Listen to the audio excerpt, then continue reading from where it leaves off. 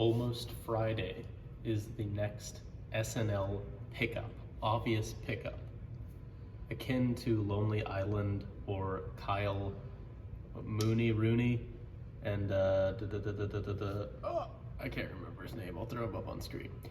Basically, there is a channel called Almost Friday on TikTok. They also have YouTube skits. They're part of a larger conglomerate known as Friday Beers or Almost Friday Media. They have a couple different names. Effectively, they are a theme page that was targeting kind of like Total Frat Move or Barstool Sports, targeting a very specific demo that a lot of companies want to reach. They created a page, very funny memes, lots of spin-off pages like Thursday Lines, which I actually know the owner of, but Friday Beers becomes a Barstool Sports like conglomerate. They make some really fucking smart media hires vis-a-vis Almost Friday, which are Billy and Chet, Liam McCullough, and Will Angus. And if you've been following what they've been doing over the past year and a half on Almost Friday, you would be blown away if you have kind of any knowledge of just comedy scenes. It's funny, it's unique, it's very much like paying homage to their predecessors, and it's accessible, and it feels like an obvious SNL pickup. I know they picked up a similar TikTok group that's done decently, but honestly, Almost Friday seems a little bit more interesting to me. And I bring it up today because it makes me think of a lot of different questions, one of which is, okay, you have something like Almost Friday, you have Total Frat Move and Barstool, like all these entities vying for dominance in the space. Obviously, like these are startups that are getting funding.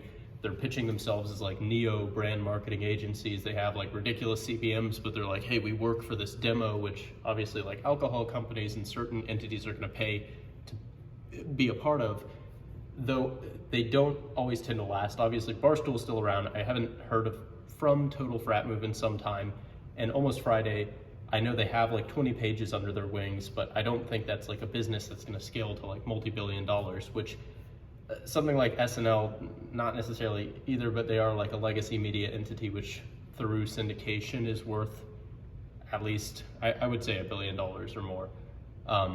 So SNL can pick them up.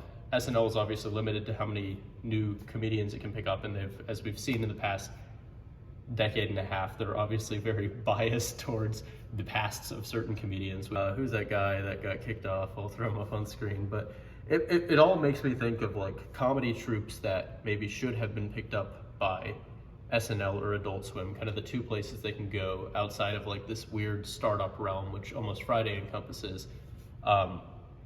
Places these comedy troupes can go to kind of like get the funding and production value to make bigger things, and then to eventually start making movies, which is traditionally a way that SNL stars have monetized outside of simply through SNL. And you know, Adult Swim is also that, but a little bit quirkier. Both Adult Swim and SNL have had their issues with comedy groups that are too, you know, of the internet, which obviously we're all kind of like dancing around something like MDE, or the guy who got kicked off of SNL, who I can't fucking remember the name of. There's a lot of like alt comedy scene stuff happening in Austin. There's the Joe Rogans and the like anti-Laugh Factory people telling the comedy world like, oh, we need to, you know, rekindle this. But again, it kind of like begs this wider question of like, where do they go? These comedy groups, which maybe not like Almost Friday, which by proxy of their content could be adopted by SNL, things like MDE, where do they go?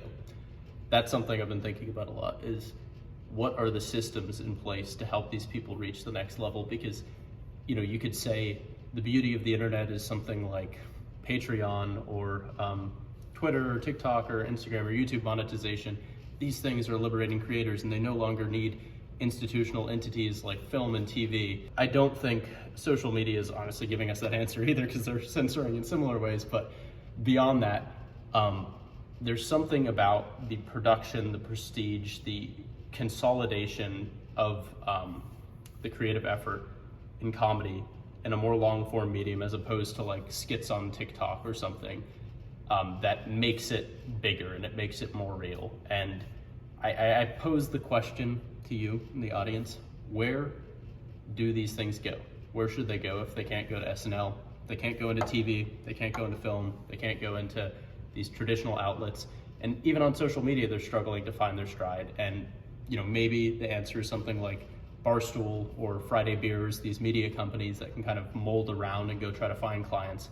But maybe there needs to be something else. I will ponder this, and I hope you do too. It is what it is. Have a great week.